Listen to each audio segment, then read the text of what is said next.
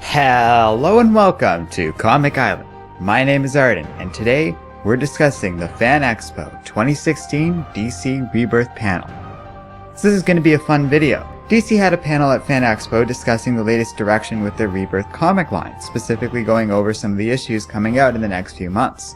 It was a really fun event overall. The mood was cheerful and excited, with the entire panel, including the likes of Francis Manipool, Craig Mann, Marcus Toe, John Boy Myers, Jason Fabok, and David Finch, all really eager to talk about the Rebirth line and happy to show some comics on their way.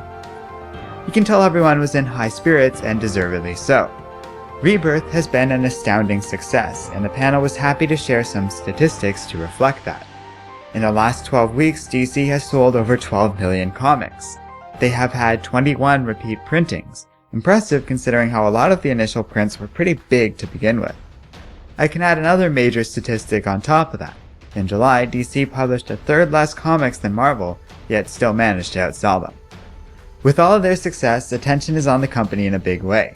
The next phase of it, by and large, was then the focus of attention on the panel, which they summarized in general as being bigger with more drama. That's a fair policy. Now that they've introduced new titles, it's time to get things moving and start telling some cool stories. And that's the impression I got from most of the things we were shown. Of course, bigger and more drama can mean a lot of things. Arguably, that's what brought the DC Cinematic Universe so much trouble this year. But at this point, I have faith in the comic line and this particular wing of the company. On the whole, Rebirth has generally been great, and my opinion on that hasn't changed after this panel. So let's talk about some of the comics they are previewing here. First up was Trinity, a series featuring the big three DC heroes it is named after. With Francis Manipool handling both art and writing, he was pretty excited to talk about this new series. This seemed like a cool new title to me, exploring the new dynamic between these three heroes. Remember, this Clark Kent is a stranger to Wonder Woman and Batman, yet in Superman's eyes, he's known these people for a very long time. Even this version of Lois Lane views them as practically family. Clark remembers all these crazy hijinks from their past, even Golden and Silver Age stuff like the time Batman dressed up in a rainbow costume, but Bruce doesn't. He and Wonder Woman only know of New 52 Superman, and even then, their relationship wasn't nearly as developed as the originals. The focus on the series will thus be on these heroes exploring one another's pasts, maybe even literally. It looks cool and the kind of title I might normally pass up on, but maybe should check out. Next up is Nightwing, which will be featuring Marcus Toe's art as TM Seeley continues writing. The previews we saw were for issue 10 or so and looked pretty interesting. Grayson will be returning to Bloodhaven. He'll still be figuring himself out and finding his own voice, as he is right now. Barbara, Bruce, and Damian will all appear as well. Though Raptor was conspicuously absent, suggesting Grayson is moving on and going his own path elsewhere, while Raptor is getting his own miniseries that, from what I've seen, will be separate from this stuff. Pretty standard overall, but some great art was featured and it does look cool. The next one was pretty exciting, Teen Titans. John Boy Myers talked a lot about wanting to go back to the roots of the classic Wolfman Perez run, and you can see he took inspiration from that in his art. He says this series is going to be focusing on building that shared history up within the Titans again, which is good. Starfire is trying to find a home in particular, but really all the Titans are trying to find a family and place in this world. It's still weird to me how divorced Cyborg is from all of this now, but I get it. And things were looking up for this series, which really did suffer during the New 52. Raven has a great new design, and compared to the pre-Rebirth look, is much better in my opinion. It's a more casual look, but one that works better because it makes her look more natural, and might just be what her appearance is for now, if you catch my drift. The drawback of this is that it is less iconic, but I really don't like the hood thing she wore for New 52, so I'm pretty game for any change away from that anyways. The series will also feature New 52 Wally West as Kid Flash, which is kinda cool. Considering how he just got his powers, it'll be a neat dynamic to add to the team, having this very fresh hero in the group. However, more than anyone else, this will be a big story for Damian. Ra's al Ghul will be the series' main villain at the start of this run. Things will kick off with Damian turning 13.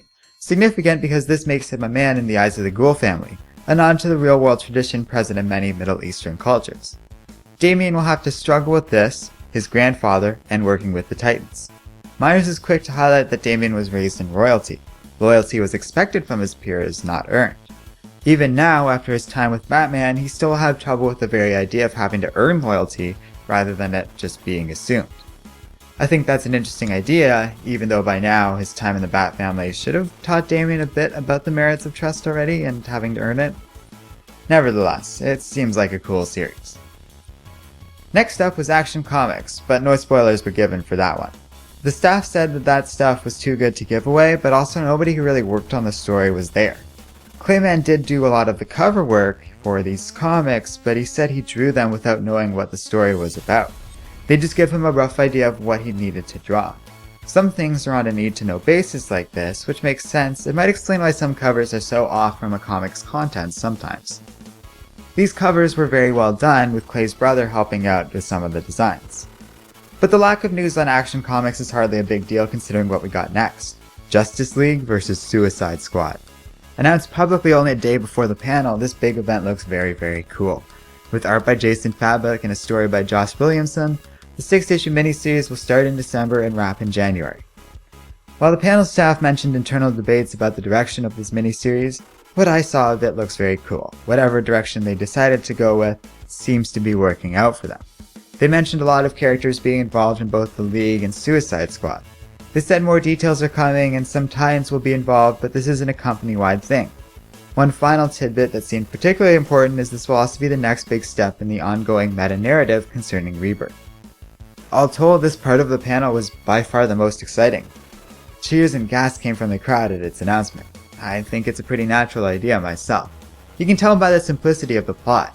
The Justice League discover the existence of Task Force X and are super unhappy about it. This seems very sensible when you think about the ideals of the League and the Squad respectively. It's so simple I think that it will work quite well, even if it is just another Versus event. It sounds like a fun one that won't be forced and works for me. Following this big news, the panel also made two quick mentions, that they're working on bringing the Wildstorm stuff into the Rebirth universe, and that the new Doom Patrol is deliberately working to be in the spirit of the Grant Morrison run. Both sound cool, but we didn't get any details beyond that. It is a bit concerning how often the panel wanted to go back to creative runs that they were most successful. I mean, it's good that they're taking inspiration from the best, but I think they should focus more on carving out their own identity and successes, rather than chasing after Wolfmans or Morrisons. Regardless, last up was Batman. This is the first time David Finch has returned to a character like this before, and he seemed really excited about the idea. Even more so that he gets to work with the writer Tom King. More than anything else, the panel was eager to talk about this great little moment with Alfred in a batsuit. It was a funny bit, especially after the real Batman shows up, the loyal butler runs away, quite relieved and anxious to get out of harm's way. They also talked a bit about Bruce's latest enemy, a man who goes by the name of Gotham. They showed some cool stuff with the latest releases where Batman even calls in the Justice League, and Gotham is so powerful he still wins. Yet Batman still has hope. There's a limit to Gotham's powers. The more he uses them, the more damage it does to his long-term health. It seems interesting, and with Ivan Reis doing some of the art, it simply looks great. And that was pretty much it for the panel. There were a bunch of questions after this, and none of which really added anything of interest to the discussion. The panel shared what they could, but as always, the best surprises are the ones in the comics themselves. There wasn't any big controversial news, rather it felt more like a bit of a celebration of Rebirth's success. Like I said, everyone was in a good mood, having spent the last few months enjoying great comics. For a brief time, we all got to bask in the company's well-deserved win this year.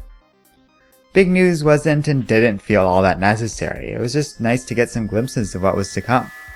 I can't wait for Justice League vs. Suicide Squad, but we really didn't need anything more than the announcement that it's coming.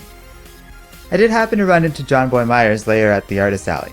He was nice enough to chat with me for a bit, expressing concern that DC somehow let us down with this panel. He seemed a bit worried that they didn't give much news of things to come, and the panel was almost exclusively composed of artists. As somebody who views themselves as a writer, I have to say I didn't mind. Artists are a huge part in storytelling in comics, and they often have great insight into this sort of thing, but they seem to constantly underestimate their own role and insight into making these comics. And like I said, I didn't really feel like we needed big news or spoilers. It was just nice to hear company people talk about this stuff for a bit. We're all pretty much on board with DC right now, or at least I am, and most of our viewers seem to be. So it was just cool to relish in things for a little bit. That's what I thought at least. Let me know what you think in the comments section below. And don't forget to like, subscribe, and keep reading comics.